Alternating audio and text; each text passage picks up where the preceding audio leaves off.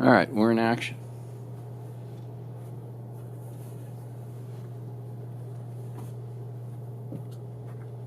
So, Dan, how are you doing today? I think, I see you've got the camera working. Yeah. Possibly. You know, I've been on photo shoots before, Yeah. and I was on a photo shoot that it took 6 hours setting up the shot, and it was just a still shot.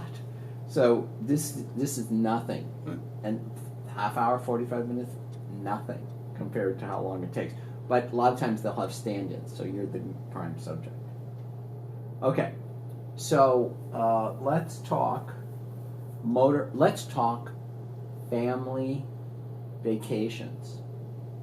Oh. Tell us about how that all started, what you used, how it was, high points, low points. The concept was that I had 5 kids. And when the youngest one, Beverly, was about either 4.5 or 5 years old, we decided, hey, maybe we can take a little vacation. So where are we going to go and how are we going to do it? Well, I had a station wagon. I thought, well, I'll buy a trailer. It might be helpful. See how it goes. And your mom and I went over and found a trailer, I don't know, used or whatever it was. Shasta had the little wings on the back of it. I don't know if you recall, but anyway, we got the trailer. We said, where will we go? Oh, let's go to Palm Springs. The weather at that moment in time, March or April, was pretty good in Palm Springs. You don't want to go there when it's super hot. But then we went. Everybody got in the trailer, and we decided to go there. And it was a nice little easy trip to get there. And then we were in Palm Springs, and where I was parked was near an orchard or something, some grapefruit.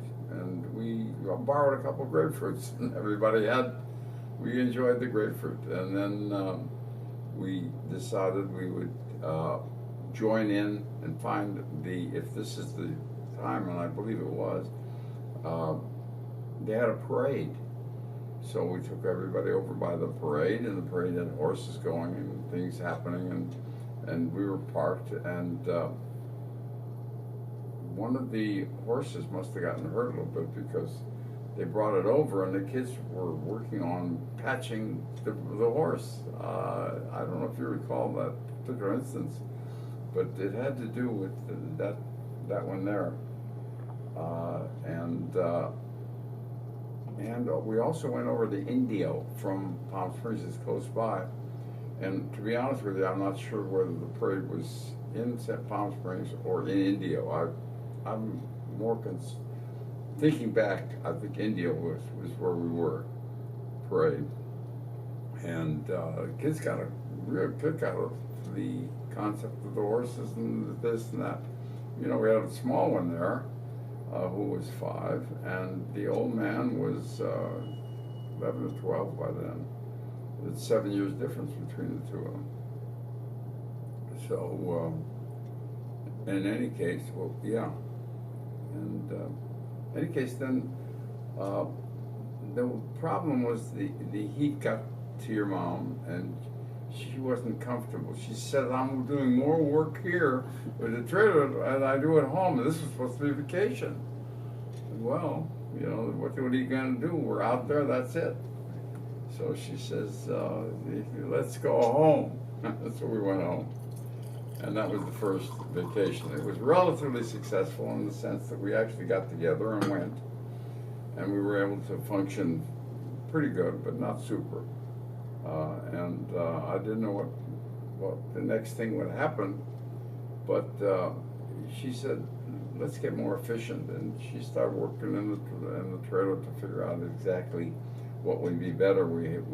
I took some wood and made a shelf for Beverly so she could not be on top of this one, top of that one.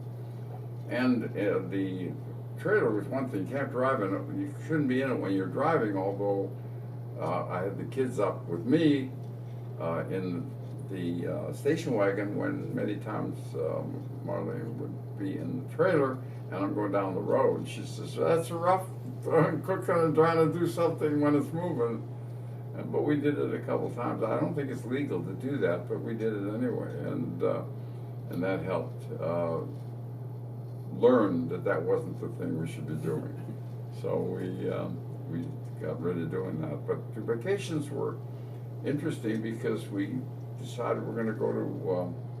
Trying to think of the first one we I don't know if this is the first one or not. We decided we're going to go to Seattle, and we went to Seattle. The whole concept was really neat. We would go into a shopping center, and we would have certain jobs that your mom would do and certain jobs I would do. She would take all the kids and strip them down and stick them in the shower one at a time. At the same time, I had a list that she had given me. I would go into the store and I would do the shopping and buy some stuff. And of course, we had a dog with us too, so that dog was around, and it was just a question of move over, Spooky at that time. Move over. We got things to do here, so we learned how to package things better. From each trip, got better, more efficient, and we're able to function nice. And when I came back for the groceries, we put them in. Kids were all dressed and neat. Your mom did a good job. The kids were pretty cooperative. They didn't give us any early aggravation at all. Yeah, you could step on somebody's toe and you have to say I'm sorry. That's it. You couldn't punch them back, which might have been the inclination. In any case, that's how it worked out. And though traveling, I think I missed the point that as we're traveling along, kids get tired. I get tired, everybody gets a little tired. I pull over in a park in any little city or town that we're in, and I'd say, well, it's time for the races.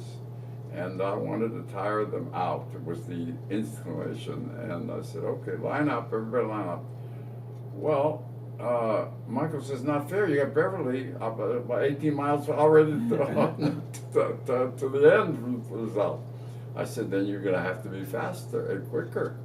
And everybody's lined up according to age. And they're off and running, and I sat back and relaxed. And they ran and ran and ran, and then they came back, and I think I had it set pretty well. They almost seemed to come in and set at the same time. But one of the trips, we were at one park particularly, and we have a system where everybody gets in the car, and then we start the counting off. I'll say one. My wife, Marlene, she said 2, and then Michael 3, Catherine 4, 5 for Howard, 6 for Jimmy, and 7 for Beverly, and then woof, woof for the dog, and look around, dog is there. And away we went. One time we did that, and I don't know how the count went, but we went with the count, and the count was good. And we started to move, and somebody said, so where is, I think it was Beverly. Where is she? Where's number 7, as it were, whatever the count was. Turned it around. It was still in the park. We weren't like out of the park even, and turned around, came back in, and sent up the dog and a couple of the kids, and we were looking around. She was right there. She was kind of looking around to see where we went. And we got back in, and we started a real count now, a little louder, a little more clear, and not so fast. And it worked out fine, and away we went again. I think at that point, the count was changed to just the kids, and Mike said 1. Oh. And Catherine said 2, and Beverly ended it with 5. Because I always remember saying 4. There it is. And not 6. Yeah. And you, since you aren't on screen as I am, yeah, you are James Stein. That's right. Jimmy. Right. Jim. Right. That's the guy that's right. asking me questions. That's right. And what a great smile and a nice guy. Really. Okay, so let's talk about some memorable vacations. You've got the trailer. Only on the trailer. Let's talk trailer. Yeah. There were some memorable, long, interesting trips. Oh, yeah. Tell us about them. Well, I'm trying to think of Yellowstone. No, Columbia River. Okay. The Columbia River was kind of neat because no, that can't be a trailer because later we. Okay, here's what we'll do. Motorhome there, yeah. Go with any trips. It doesn't have to be in chronological. Doesn't have to Okay. be trailer or not trailer. Okay. Any memorable trips, and we want to hear some details. The one I want to really go with Okay, because go. this is your number 4 and you're Jim Stein and you're the guy with the bear. Let me tell him about the bear. Okay. And I had a boat on top of the motorhome we were in at that moment in time, a Winnebago motorhome, and we were in a park, and Jim decided that he wanted to be tied to a tree, casually, not tied to very much, but as we were examining the landscape around, we found that there was a bear coming, and we had to get Jim off the tree, and so we ripped the ropes or chains or whatever was tied around him, and we pulled them off, and everybody was safe, and the bear never threatened us at any time, actually. Right. But it was an interesting experience and an event that we remember quite well. To be honest with you, I'm not sure exactly where I think